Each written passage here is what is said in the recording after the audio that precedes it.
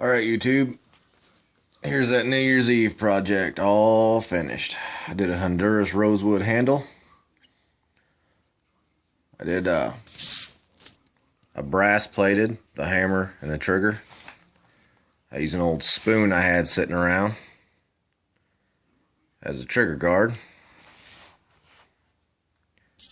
Now this screw right here, I lost, but I'll go pick one up tomorrow for it. It's chambered in 410. If you look real close, if I get in here, you can see where the sleeve is. It's a pretty healthy gun. I got the firing pin out of it right now. That way I can fire it off for you guys a few times, but it's just got a floating firing pin set up.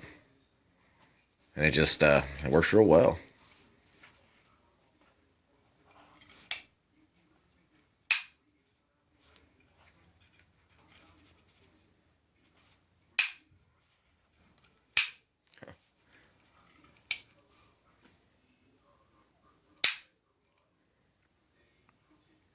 I'm real happy with it. It came out real well.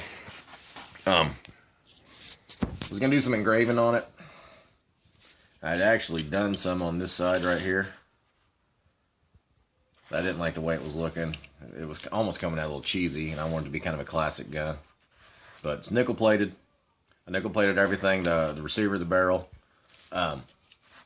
chrome plated the pin, and we brass plated the hammer and the trigger, like I said. And I left those raw. So if you guys know anything about brass, it oxidizes. It starts to darken and get a little age to it.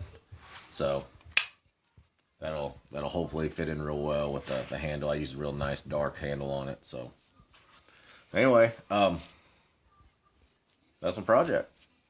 Let me know what you guys think. Got any questions about it, anything like that, just feel free to ask me. I'll answer anything you got. And I may take it apart and do like a disassembly video, but there's nothing to this gun. I mean, there's the trigger, which if you guys looked at the other video, you could see the trigger and the hammer. I've got them on the outside so you can see how they work. And that's it. On the inside, I've got a return spring that's attached with a screw to the bottom of the trigger, and it just meets up right here to the bottom of the receiver, which just returns the trigger. That's it. Now I am going to put a brass chain hanging off here, and I'm going to put a brass screw here. I'll have a small brass chain, that way I can pull it and let it dangle and don't have to worry about holding on to it or anything like that. But other than that, I mean, it's not dirty. It's actually really nice. It's just all smudged up from the gun oil I use when I put it together. I just got this thing together. Like I said, it's got a floating firing pin in it, but I've got the set screw and the firing pin out of it. That way I can dry fire it for you all a few times. Hammer's good. Hammer's real good. It's a hefty gun. There's quite a bit of meat to it, but it's 410. I mean, it's a 410 handgun. It's gonna have quite a bit of kick to it, so I kind of wanted to have a little bit sitting back here to hold on to. But this is it, y'all. I got that 410 revolver shotgun I'm working on right now. I kind of put that on the back burner to work on a couple other projects, but I should have something to post for it within a few days. So let me know what y'all think. All right. I appreciate y'all watching. If you guys think these are cool, I've got some projects coming up here real fast that are substantially cooler than this. All right. Thanks, y'all.